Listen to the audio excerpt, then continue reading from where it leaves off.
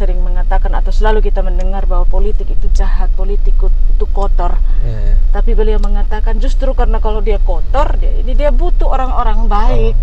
Sehingga sesuatu yang tadi ini bisa kita bawa untuk kebaikan. Jangan ragu-ragu. Masalah menang dan kalah, terpilih atau tidak itu urusan berikut. Semua kita lakukan dulu dengan keikhlasan, dengan ketulusan.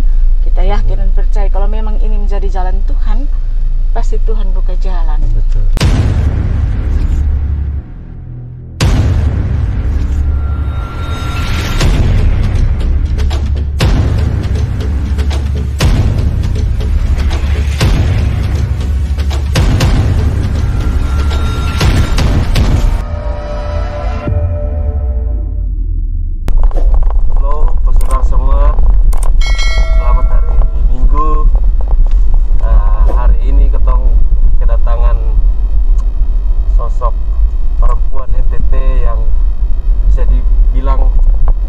Di dunia dunia perpolitikan NTT ada Ibu Christine.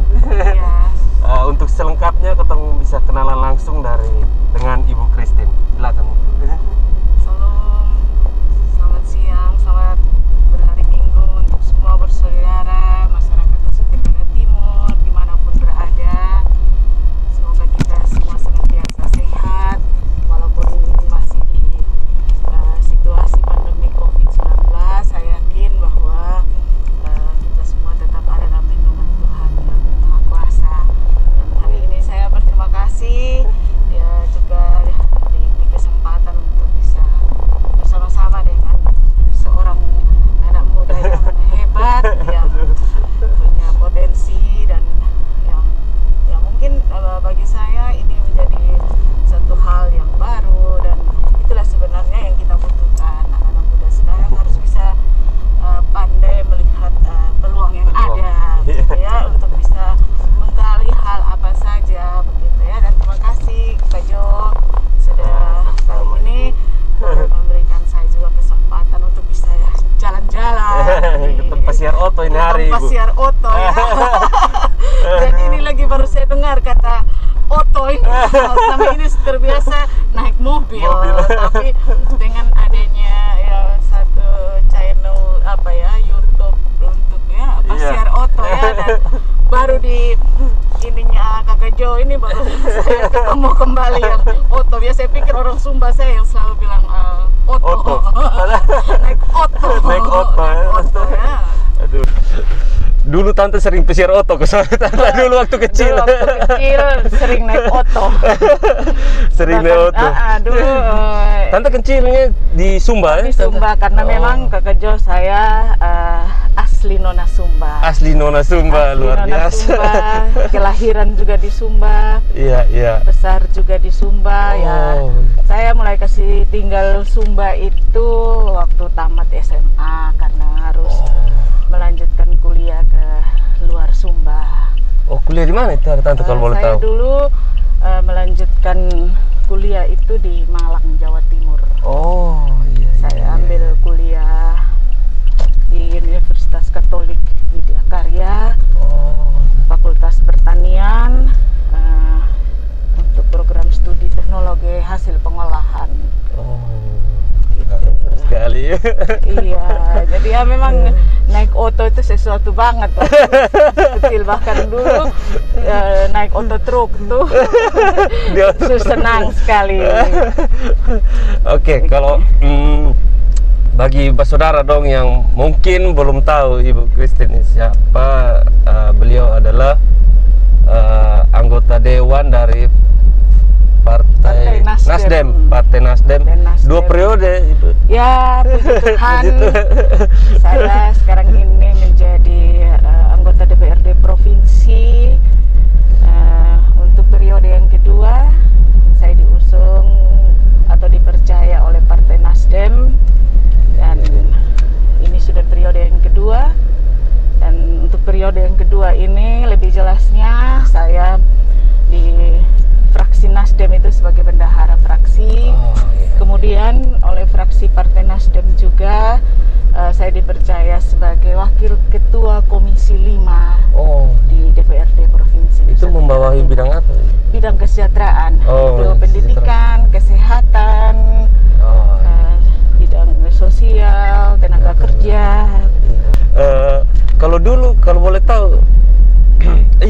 panggil apa ini, tante atau Ya. mak Christine Ya, atau ibu? bagaimana enaknya, tapi saya rasa kalau ibu terlalu Itu sudah kita terlalu resi, padahal kita ada pasien.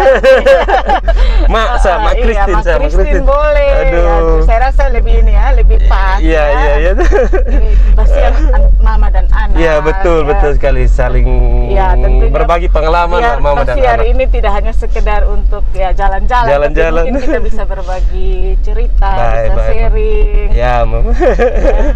Ya, Kalau boleh tahu, Mak, dulu Mak kesibukan sebelum jadi anggota dewan itu apa? ya kalau dulu itu saya terakhir sudah ya memang Ya. setelah tamat itu saya sempat bekerja di perusahaan swasta. Oh. Tapi setelah itu saya sempat mengajar di. Oh, sempat mengajar? Iya, saya mengajar di SMK Negeri 1 Wairi. Oh, di Ruteng. Iya, betul. Iya.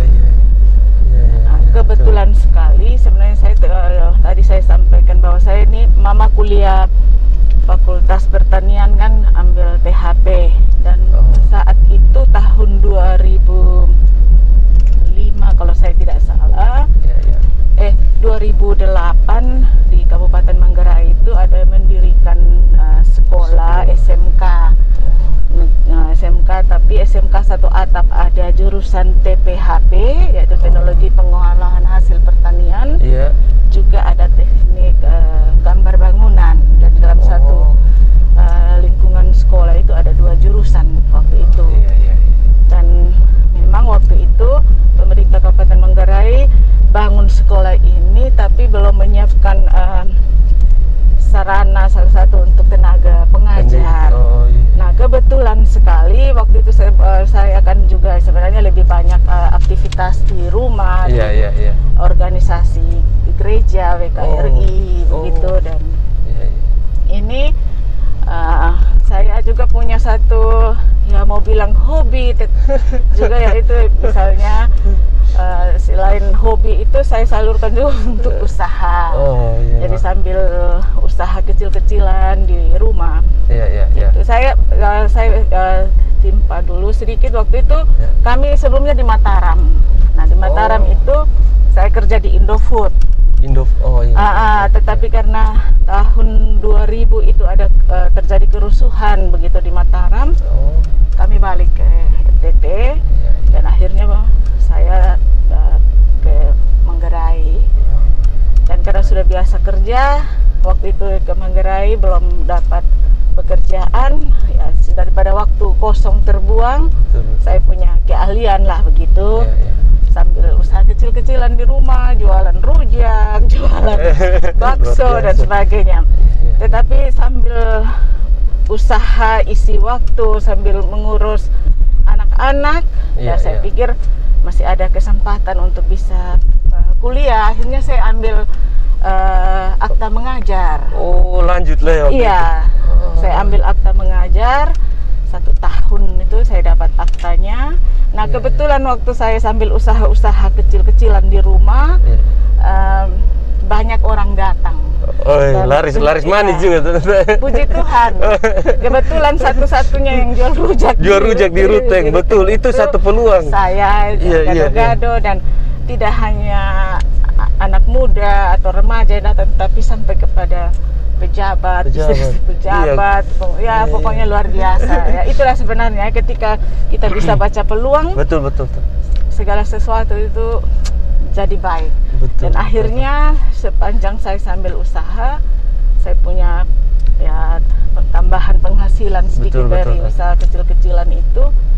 Saya tetap optimis, mungkin ke depan pasti akan jauh lebih baik. Ya, saya ambil akta itu. Nah, ternyata memang segala sesuatu tidak kita sadari itu Tuhan sedang merencanakan yang lain buat kita begitu. Saat juga tidak pernah berhayal akan jadi guru saat itu. Iya. Hanya setelah selesai akta, sekolah itu tidak pernah saya tahu ada dibangun, tapi tidak ada gurunya. Dibangun tapi belum ada guru. Belum ada, tidak dipersiapkan tenaga untuk mata pelajaran produktif ya. Iya. Jadi saya kepala saat itu terus ingat, aduh itu Ibu Christine itu sepertinya dia punya akta dan dia itu sarjana pertanian. Kebetulan saya kenal dan beliau, akhirnya saya dipanggil untuk mengajar. Saya guru produktif pertama sendirian sekolah itu, dan puji Tuhan sekolah ini sekarang sekolah yang sudah cukup eksis, dan dia juga menjadi salah satu dari 8 sekolah model lah boleh dibilang. Ya saya senang. Di BRI tante? Iya, di Kabupaten Manggarai. Dan bahkan saya punya murid sekarang sudah sarjana seperti saya, mengambil jurusan seperti saya, dan mereka mengajar. Ganti mak di situ loh. Dan mereka mengajar di situ. Luar biasa, Mak. Ya. Terus setelah dan akhirnya waktu itu ada kesempatan saya, karena memang orang Sumba, saya harus tetap sering kembali ke jenguk orang tua, dan ini sudah ketemu keluarga, ketemu saudara, dan coba ini. Dan memang saya sebenarnya suka politik. Kenapa? Karena memang papa saya itu memang orang politik. Cuma papa dulu itu di Partai Golkar. Jadi sampai papa saya meninggal, almarhum itu cinta mati dengan Golkar. Iya, orang tua dulu. Iya, orang tua kan dulu tidak ada pilihan banyak, toh. Betul sekali, Mak. Jadi bapak itu sampai dia meninggal, dia orang Golkar, dan dia meninggal dengan posisi menjadi sekretaris Golkar di Kabupaten Sumba Barat, karena belum mekar waktu itu ya. Iya, Mak. Jadi saya sering ikuti bapak untuk ya, artinya dari yang saya lihat sama saya punya bapak itu almarhum itu adalah bahwa dia punya prinsip bahwa ketika ada di politik itu bisa mengurus sebanyak orang. Itu yang saya sempat ambil hikmah dari almarhum papa, bahwa dengan berpolitik itu adalah satu wadah di mana bisa berjuang untuk banyak orang. Betul. Jadi Mak tertarik berpolitik karena sudah berpolitik dari dulu sebenarnya, Mak. Terus Mak, kalau ketong sedikit bergeser ke ketemu omong keterlibatan perempuan di dunia politik di NTT, Mak. Itu bagaimana Mak Pung melihat itu, Mak? Ya, kalau Kakak Jo tanya tentang bagaimana peran perempuan dalam berpolitik, saya harus katakan begini, bahwa dalam politik itu juga sebenarnya kalau kita jujur sangat dibutuhkan perempuan. Ya, kenapa? Karena memang ada banyak hal yang atau persoalan saya boleh katakan yang memang harus sendiri diperjuangkan oleh perempuan. Karena ada berbagai persoalan dalam masyarakat itu Kakak Jo yang harus diperjuangkan, itu yang berhubungan langsung dengan perempuan. Ya, saya tidak bilang bahwa bapak-bapak, tapi ketika perempuan dan laki-laki juga dalam politik ini sama-sama berjuang hal yang sama, apalagi yang menyangkut urusan perempuan, itu perempuan yang lebih tahu. Ya, lebih tahu. Contohnya tentang bagaimana kebutuhan air bersih, tentang kesehatan, tentang pendidikan. Karena ya bukan tidak bisa disangkal bahwa urusan misalnya kesehatan yang misalnya kita di rumah, anak-anak sakit, ya kan kalau jauh sudah berkeluarga, yang duluan tahu bisa ini yang perempuan, mama dan biasa rasa duluan. Ya begitu ya. Jadi punya satu ini sendiri ketika misalnya ya perempuan juga harus hadir di dalam ini, sehingga dia juga bisa berjuang karena dia mengalaminya.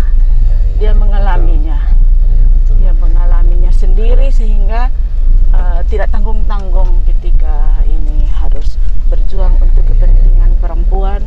Dan kalau sudah bicara perempuan pasti ikutannya anak.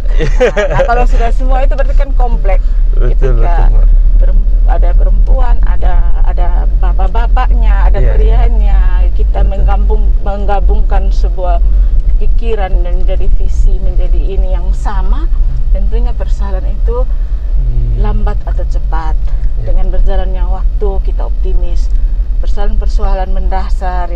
selalu dialami perempuan dan anak itu bisa terselesaikan.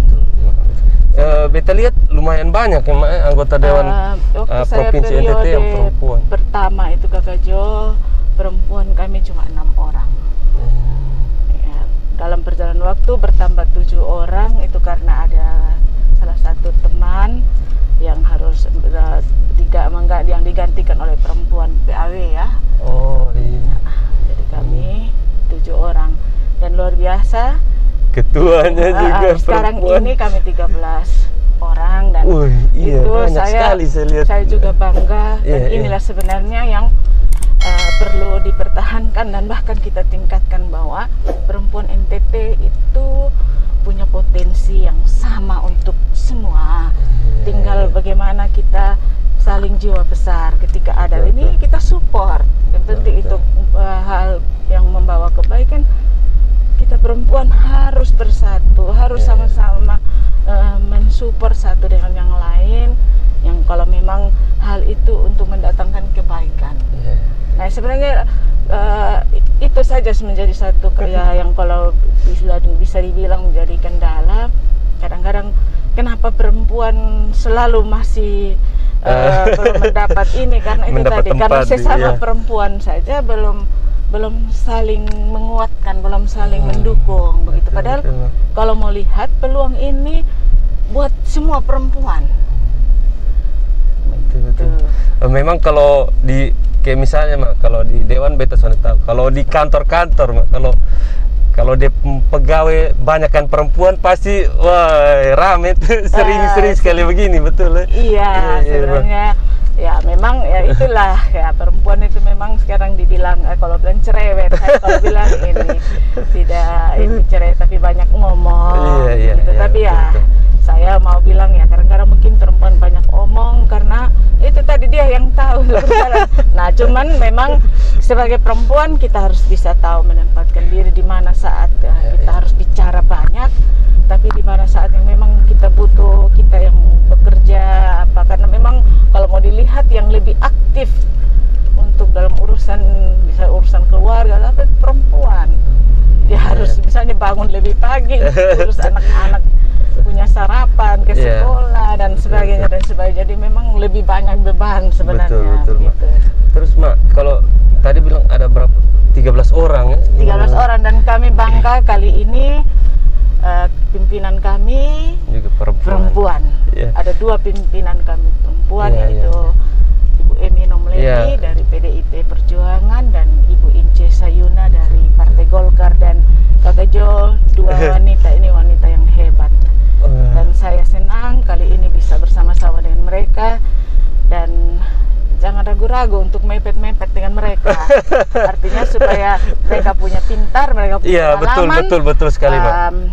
Cepat kita dapat juga. Betul, cepat semoga Mamtua berdua bisa pesiar oto nanti supaya kita berbagi pengalaman Mak. Pasti Kakak Jo dan Mama Emi dan Mama Ince Sayuna itu mereka cukup welcome. Mereka sangat terbuka untuk hal yang seperti yang bersifat positif dan ini.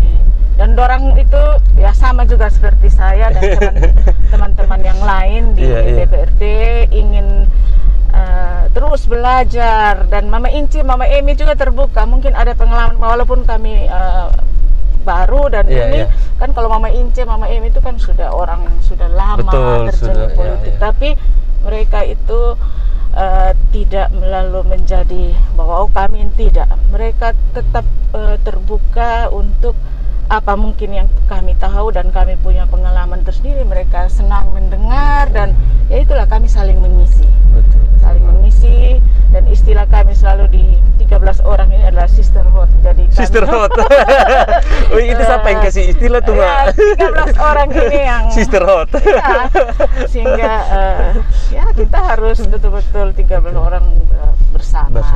Walaupun kami dari latar belakang partai yang berbeda, ketika kami sudah di satu lembaga DPRD NTT ini kita harus bersatu. Kita harus memperjuangkan hal yang sama yang bisa berdampak bagi masyarakat Nusa Tenggara Timur, tapi tentunya untuk perempuan dan anak, sehingga selama ini yang selalu sebenarnya ada peluang. Iya, artinya ada perhatian dari pemerintah untuk perempuan dan anak itu ada. Ya, cuma memang ya tidak bisa dipungkiri keterbatasan anggaran dan ini sehingga kadang-kadang porsi untuk perempuan dan anak itu kita rasa kecil. Tetapi sebenarnya di masing-masing OPD itu sudah ada untuk yang memang yang bisa menjawab persoalan perempuan. Kalau beta tanya sedikit, Mak. Kalau Mak lihat tuh hal apa yang buat periode kali ini keterlibatan perempuan itu banyak sekali di DPRD provinsi, Mak. Kalau menurut Mak, mungkin Mak Do yang turun lapangan, jadi Mak Do lebih tahu. Ya, saya tidak mau omong itu, tapi saya merasa bahwa begini, masing-masing kita yang akhirnya sekarang ini oleh masyarakat atau oleh dapil kita masing-masing, dan Tuhan berkenan kami ada di DPRD, tentunya punya strategi masing-masing sehingga kita duduk di DPRD. Dan saya tidak mau omong ini, tapi kalau saya punya pengalaman pribadi bahwa tidak gampang memang meyakinkan konstituen kita untuk memberikan pilihan kepada kami perempuan, sehingga memang kita harus persiapkan diri, Kakak Jo. Kita harus persiapkan diri. Kalau saya dari awal periode pertama sampai dengan sekarang, saya berusaha untuk menghindari yang memberikan satu karena ingin duduk lalu berikan janji-janji politik yang terlalu berlebihan. Sedangkan waktu itu di periode yang lalu saya belum pernah punya pengalaman duduk dalam sistem jadi saya masih belum punya bayangan. Tapi yang pasti bahwa saya membekali diri saya dengan apa itu DPRD, apa kerjanya nanti dia ketika misalnya dipercaya oleh rakyat, apa yang dia akan kerjakan, fungsinya apa. Nah itu yang menjadi bekal utama saya untuk bisa mensosialisasikan diri kepada masyarakat untuk coba menawarkannya untuk pilih saya gitu. Dan ya terus terang kadang-kadang di saat kita ini ada banyak juga masyarakat yang ya terpaksa untuk misalnya ini kali ini ingin perempuan yang saya tidak tahu kenapa ya, tapi sepertinya tidak bisa kita sangka. Ada banyak juga masyarakat yang kali ini kita kasih perempuan dulu untuk juga ini. Nah ini kesempatan yang tidak boleh kami sia-siakan. Betul, dan memang di periode pertama itu dengan keterbatasan sumber daya finansial, dan kan biasanya orang bicara politik itu tidak terhindar dari harus fulusnya banyak. Betul, kos politiknya banyak. Apalagi saya orang Sumba, Kakak Jo tahu sendiri budaya dan ini. Tapi saya optimis bahwa ini saya dipercaya oleh partai, dan saya sangat bersyukur ada di Partai Nasdem, karena Partai Nasdem mengusung kami. Partai Nasdem bertanggung jawab, dan waktu itu saya kebetulan diusul oleh Kabupaten SPD, dan saya mengapresiasi, saya berterima kasih lewat Partai Nasdem yang sampai dengan saat ini memang dipimpin oleh Bapak Markus Daerah Talu, dan Partai Nasdem all out untuk mendukung perempuan. Jadi perempuan tidak saja untuk memenuhi kuota 30%, tetapi betul-betul mereka mendampingi, mensupport kami caleg dari perempuan untuk ini sampai di hari pemilihan mereka kawal. Dan itu yang saya belajar, bahwa Partai Nasdem tidak hanya sekedar mengambil perempuan itu untuk mengisi kuota. Tidak. Karena memang kalau misalnya seperti itu waktu itu saya tidak mau, karena saya pikir kami bukan apa Kakak Jo, pendidikan kita cukup. Betul, kita yakin ketika kita pendekatan dengan keluarga, karena ini keluarga besar harus menjadi modal utama. Betul. Karena saya tadi sudah sampaikan dari segi finansial apa, dan kita hitung-hitung ya. Jadi baik misalnya mungkin ada biaya, mungkin kita persiapkan untuk masa depan pendidikannya anak-anak kan. Apalagi orang Sumba ini kalau politik ini kan kosnya cukup besar untuk pertemuan dan ini. Tapi waktu itu kami cukup pendekatan dari balai-balai ke balai-balai. Iya, dari balai-balai, dan itu lebih mengena karena selain untuk sosialisasi bagi diri sendiri, saya memakai kesempatan itu untuk memberikan pendidikan politik kepada masyarakat.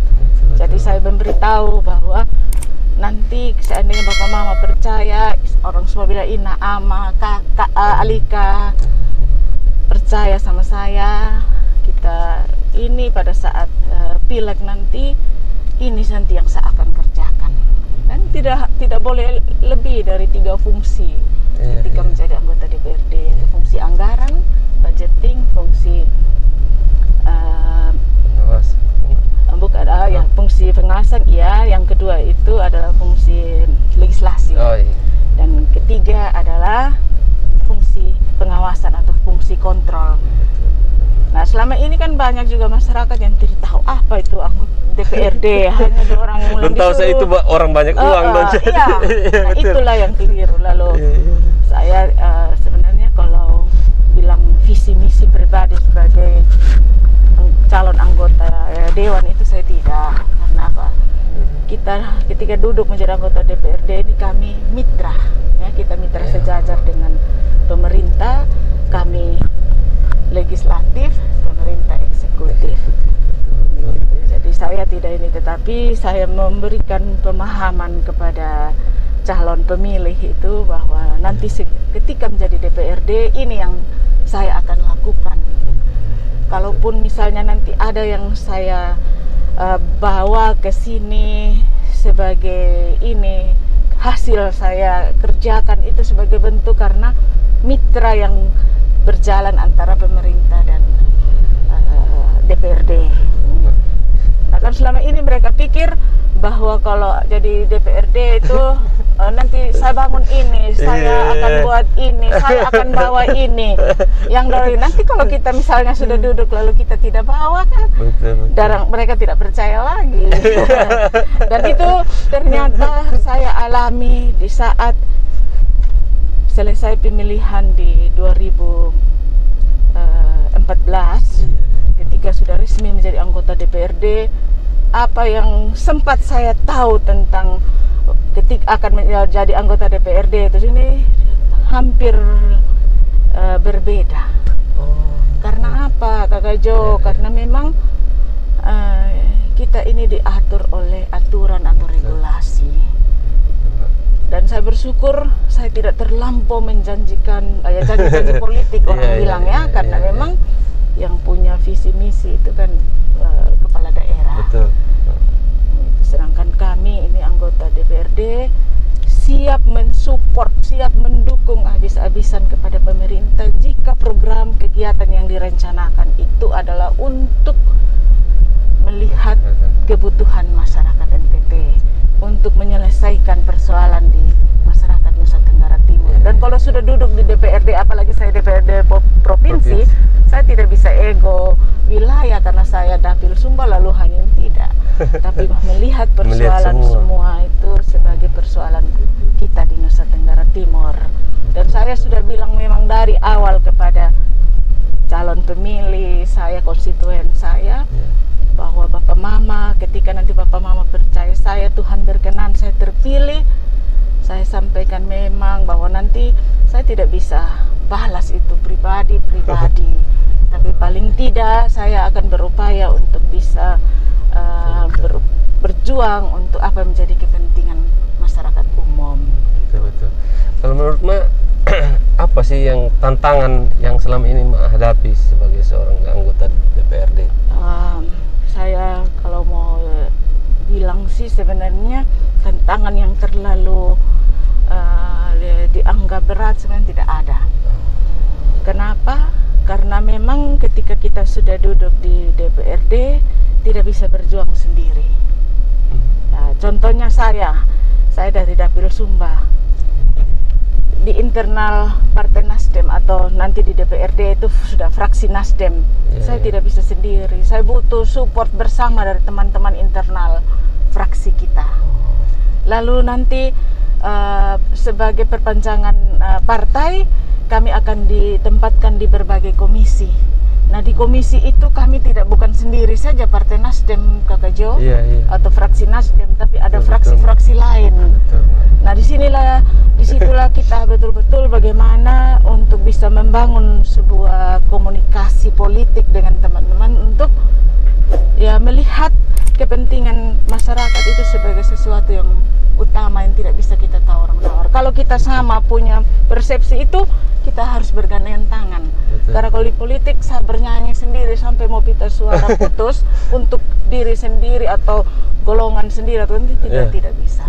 Tetapi bagaimana misalnya kita mensandingkan kepentingan bersama untuk kepentingan orang banyak itu, ayo kita bersama-sama. Nah, disitulah tentunya pasti akan bisa menjawab apa yang diinginkan oleh masyarakat.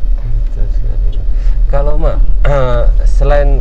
selain jadi anggota DPRD, kesibukan lainnya Mama apa? Sekarang kalau boleh tahu. Ya itulah Kakak Jo ya, karena memang yang awalnya dari hobi, ternyata hobi itu bisa mendatangkan keuntungan, bilangnya. Dan memang saya itu dari sananya, dari saya kecil, dari saya SD itu saya hobi untuk orang semua bilang mama lele, papa lele, menjual itu ya. Jadi jiwa usaha itu, jiwa usahanya tinggi sekali. Usaha itu cukup tinggi dan sepertinya sudah tidak bisa dipisahkan. Dan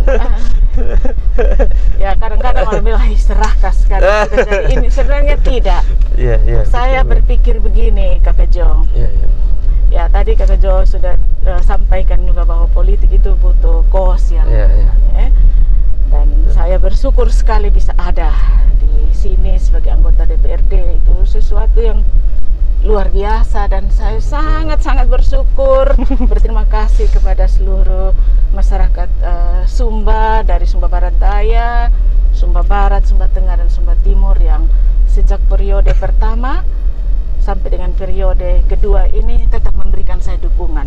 Periode pertama saya itu hanya suara saya cuma 8.000-an. Tetapi di periode ini saya bersyukur sudah di angka 12.000. Dan itu sesuatu yang ini. Nah, untuk itu awal di periode pertama ya jabatan itu bagi saya hanya hitung 5 tahun. Ya toh? Kalau kita ya ini politik ini kita tidak bisa pastikan. Tapi kalau kita ini 5 tahun selesai. Maju lagi kalau terpilih uji Tuhan. 10 tahun. Ya, tapi kalau tidak kan hidup ini harus terus ini eksis. Iya betul. Sehingga di periode yang pertama itu saya tidak mau tetap lengah ya, saya tidak mau lengah dan memang saya punya hidup sebelum itu di usaha, ya terutama saya pilih kuliner. Karena apa, kuliner ini ya tidak kenal musim, tidak kenal ini, semasa orang hidup itu butuh makan, kecuali kalau dia sudah di balik papan. Sehingga saya periode pertama saya tetap mengelola berkat Tuhan ini untuk bisa merintis sebuah usaha, sehingga saya selain untuk bisa nambah-nambah saya untuk bisa kerja-kerja politik saya juga memberikan pendidikan buat anak-anak supaya ya lihat mama ini tidak pernah hanya pilihan untuk jadi ASN, jadi harus bisa selalu siap ketika tidak jadi ASN, tidak jadi ini, tapi kita punya alternatif ini. Itulah yang mendorong saya untuk tetap buka usaha.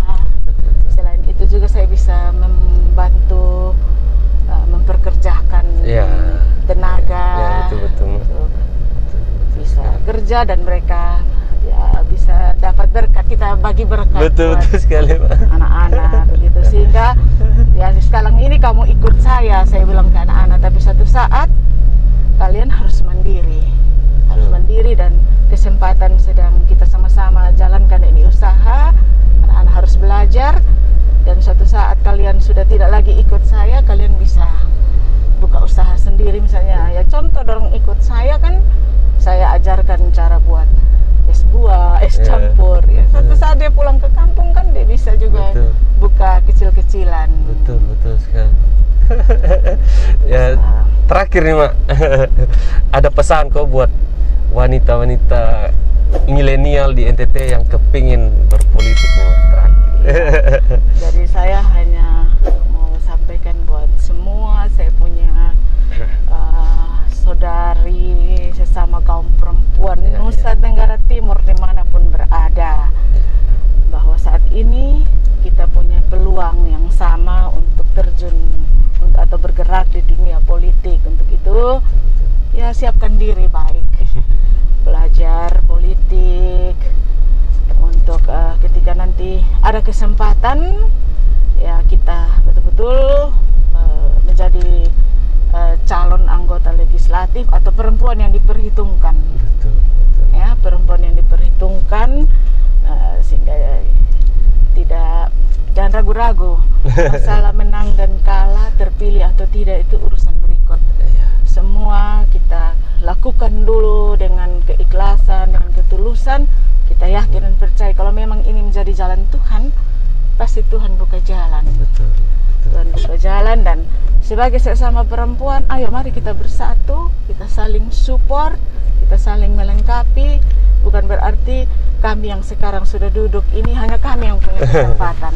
Kesempatan itu dimiliki oleh semua wanita atau perempuan Nusa Tenggara Timur dimanapun berada. Dan sekarang ini kan justru banyak perempuan-perempuan NTT yang hebat dan punya nama, dan kita bisa sama. Yang penting kita mau dan mau belajar, mau mencoba. Oke, saudara semua, sekian ketemu Pasiar Oto dengan Christine. Semoga pengalaman yang tadi kotong sharing-sharing di sini bisa jadi pembelajaran lah buat kaum milenial yang nonton ini video, Mak. Terima kasih Kakak Jo, dan saya juga senang sekali bisa bersama-sama Kakak Jo di siang ini dan bisa berbagi. Dan saya mohon maaf jika mungkin ada hal-hal yang saya sampaikan kurang pas atau kurang berkenan. Saya mohon maaf, dan saya tetap doa untuk semua kita senantiasa sehat dan tetap kuat walaupun kita di dalam situasi pandemi COVID-19. Kita harus tetap berdoa agar situasi ini cepat berlalu dan kita bisa aktivitas normal seperti biasa. Siap, Mak. Beta terima kasih banyak nih, Mak. Ilmu apa istilahnya, Maksu bagi-bagi ketong ilmu dalam dunia politik nih lumayan banyak nih. Ya, kan kalau orang yang terjun di politik tidak ada habisnya untuk belajar, untuk buka diri, terima informasi. Betul. Dan saya satu hal yang saya belajar pertama dari Bapak Victor Laiskodat yang saat ini menjadi Gubernur Nusa Tenggara Timur. Orang sering mengatakan atau selalu kita mendengar bahwa politik itu jahat, politik itu kotor. Tapi beliau mengatakan justru karena kalau dia kotor, dia butuh orang-orang baik, sehingga sesuatu yang tadi ini bisa kita bawa untuk kebaikan. Begitu. Dan itu yang selalu saya ingat, bahwa kita ada di sini untuk supaya membawa kebaikan, untuk kita perjuangkan, untuk bisa menjadi hal yang bisa bikin ada perubahan bagi masyarakat, begitu. Dan satu hal juga yang saya belajar dari Mama Ince Sayuna, yaitu mama kita yang saat ini menjadi wakil ketua DPRD Provinsi Nusa Tenggara Timur. Dia bilang kalau sekarang kita sudah ada di DPRD, dan ini waktu saya masih periode pertama. Mama tua bilang begini, kurangi sudah nonton sinetron, tapi kita perbanyak membaca. Baca-baca artikel yang bisa membuat kita menjadi lebih kaya akan informasi.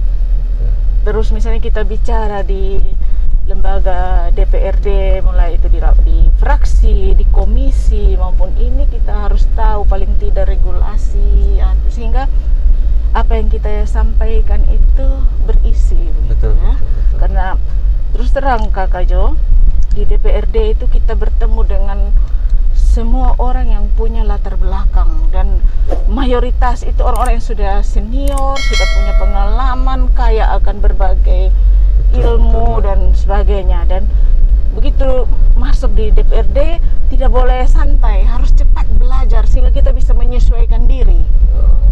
Nah kalau tidak nanti kita artinya hanya untuk diam-diam dan menjadi minder.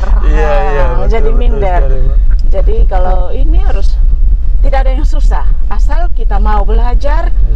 Ada hal-hal yang ini cepat kita komunikasikan di internal fraksi dulu, atau di ini ada mungkin kita punya yang kita anggap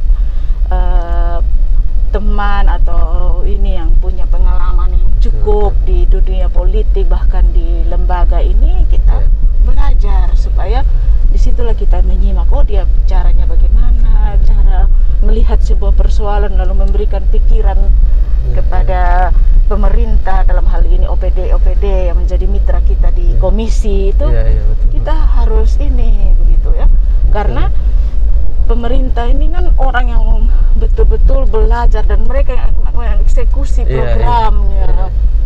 Ini betul. Sedangkan kami sebagai ini hanya itu tadi fungsi kita, fungsi budgeting. Jadi kalau kita sudah melihat persoalan ini ternyata nanti akan memberikan dampak untuk masyarakat, ya kita dukung. Bahkan kalau kita bilang, kenapa tidak tambah ini anggaran? Tapi kalau misalnya kita lihat ini hanya untuk, ya minta maaf, hanya untuk bisa menghabiskan uang negara yang dalam hal ini adalah uang rakyat, ya kita beri pikiran, kita kritisi, dan kita tawarkan gagasan. Tapi kembali lagi, tetap segala sesuatu juga kita harus tetap melihat bagaimana kemampuan keuangan daerah kita. Kadang-kadang ada banyak keinginan yang kita mau untuk ini, tapi itu lagi pertama kita dibatasi oleh kewenangan, karena ada kewenangan kabupaten, ada kewenangan provinsi, ada kewenangan pusat. Nah itulah yang saat kita reses atau misalnya kita kembali ke dapil menjemput aspirasi atau dalam kunjungan kerja, ya kita boleh mendengar semua pengeluhan atau usulan dari kita punya masyarakat, entah di dapil atau di mana daerah yang kita kunjungi, lalu kita diberikan usulan. Nanti kita boleh mendengar semua, tetapi kita harus juga memberikan respon yang bijak, bahwa ini kita dengar, kita tampung, tetapi kita harus melihat apa yang masyarakat ini minta, usulkan ini menjadi kewenangan siapa. Jangan sampai kewenangan kabupaten lalu bilang, oh saya bisa, tenang saja. Oh itu tidak boleh. Nah inilah yang nanti akan berdampak pada kepercayaan masyarakat kepada kita. Betul. Tetapi ketika kita mengetahui, memahami bahwa apa yang disampaikan oleh masyarakat atau konstituen di dapil ini adalah kewenangan kabupaten, kita kan punya fraksi di kabupaten. Betul. Jadi kita tinggal meneruskan ini kepada teman-teman di kabupaten. Nah kalau itu provinsi, kita akan berupaya. Itu pun tetap tadi kita akan melihat bahwa urusan di pemerintah ini bukan kau minta pagi malam terjawab, butuh proses, butuh waktu, sehingga itu pun harus diberikan pemahaman, sehingga kita di mata pemilih kita, di mata masyarakat ini, oh dia tahu ternyata di pemerintah itu dia punya alur itu seperti ini. Misalnya sekarang dia minta, tidak bisa langsung saya bilang, oh ya nanti bisa ini, karena apa? Sudah melalui APBD, sudah dipalu, sudah diketok, otomatis dia tunggu untuk tahun berikut. Nah kalau misalnya apa yang disampaikan oleh masyarakat atau konstituen kita itu adalah kewenangan pusat, tentunya kita punya orang di pusat. Kita sampaikan itu. Kita punya, walaupun kita mungkin tidak punya orang, tapi kita punya partai. Kita sampaikan itu. Sehingga apa yang diini oleh masyarakat tidak ada yang mandek di saya, tapi tersampaikan. Entah jawabannya cepat atau lambat, tetapi kewajiban moral kita laksanakan.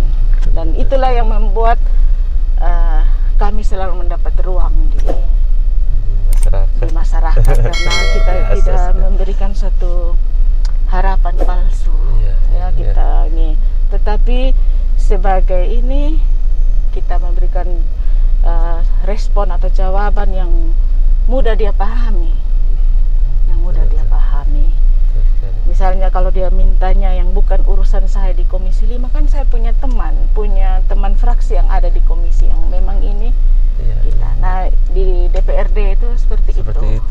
Jadi tidak boleh kerja sendiri, tapi dari internal, lalu nanti di lintas komisi, terus kita punya pimpinan DPRD, dan tentunya kita dengan pemerintah ini kan mitra, dan yang punya uang ini kan pemerintah. Wih, ternyata bukan ya. Kita panjang terus. Tapi tanpa apa ini memberikan ya artinya ini kesempatan mungkin betul sekali, Bang. Mungkin ya mudah-mudahan apa yang saya sampaikan ini tidak salah, tidak ini, tapi sejauh yang saya lihat dan saya rasakan di menjadi anggota DPRD, apalagi anggota DPRD perempuan itu seperti itu. Dan tentunya jumlah perempuan dan laki-laki yang ada di DPR itu kita masih skop yang kecil. Jadi tetap harus bisa menempatkan diri di tengah kaum bapak, kaum pria. Karena bagaimanapun kadang-kadang kalau kita terlalu ini, dan kadang-kadang kita namanya bapak-bapak, namanya kadang-kadang kalau kita tidak menjaga juga mereka bisa saja akhirnya mereka juga tidak anggap kami. Nah, ini yang kita perlu hindari, sehingga apa-apa itu kita harus pandai-pandai cara menyampaikan kepada ini, sehingga tetap mereka punya perhatian, simpati terhadap kita. Dan misalnya ada hal yang ini mereka arahkan, Ibu ini kenapa kita tidak begini, ini seperti ini Bu. Nah, gitu. Nah, itu kita tidak sangka Kakak Jo, kita belajar. Oh, ternyata seperti ini kalau kita ini. Dan kadang-kadang kan bapak-bapak ini kalau dong sudah emosi, bisa saja orang skak sama kita nanti di muka forum, di Indan. Kita tidak mau. Kami tidak mau. Kita tidak mau seperti itu. Maka walaupun kita sudah sama-sama jadi anggota DPRD, perempuan dan laki-laki itu sama, tapi tetap figur perempuan harus tetap melekat kepada kami sehingga kami dihargai, tetap diberikan ruang yang cukup. Bahkan sekarang ini kan banyak di selain tadi Mama Emi dan Mama Ince sebagai pimpinan DPRD, di komisi-komisi kami juga perempuan diberikan kesempatan luar biasa sekali mendapat porsi sebagai pimpinan, dan itu sesuatu banget. Itu artinya artinya bahwa kaum pria, bapak-bapak yang ini juga memberikan kesempatan, dan ini tidak boleh kita sia-siakan. Tidak boleh kita sia-siakan, Kakak Jo. Betul. Begitu di pimpinan fraksi perempuan. Dan ini luar biasa partai kita saat ini. Saya bangga. Dan saya, Kakak Jo, perlu saya tambahkan, saya juga pengurus DPW Partai Nasdem Provinsi Nusa Tenggara Timur sebagai Wakil Ketua Bidang Perempuan dan Anak. Di situ juga saya ex officio untuk Ketua Garnita. Apa tuh? Ketua Garnita Malahayati Nasdem. Dia ini adalah organisasi saya perempuannya Partai Nasdem. Dan saya diberikan kepercayaan oleh Partai Nasdem sebagai Ketua Orsap Nasdem, yaitu Garnita Provinsi Nusa Tenggara Timur.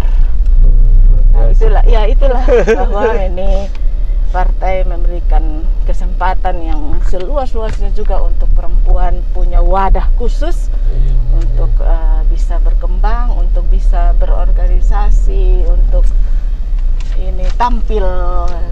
Betul. Tinggal Itu baru sekarang. dengar itu Iya. ada organisasi sayap nih, Garnita khusus wanita. Iya, Garnita Malahayati Nasdem. Ya, aduh, terima kasih banyak, Ma. Sama-sama, Aduh, Kak kutusu. Gajo. Sita waktu terlalu banyak nih, Ma. Tapi asik sebenarnya, ya itulah ketika sudah jadi orang politik udah banyak ngomong.